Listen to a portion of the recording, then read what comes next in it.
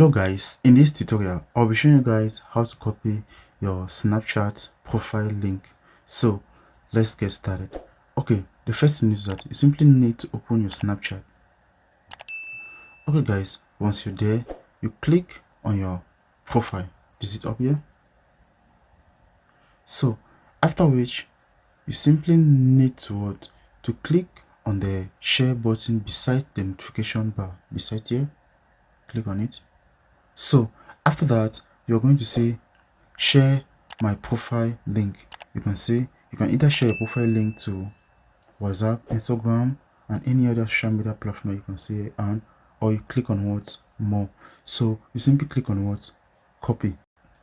Since we are copying our Snapchat profile link, so we now copy it, and you can now paste this link anywhere they ask you for your Snapchat profile link.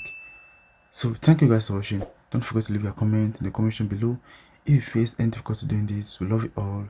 See you in our next tutorial. Peace out.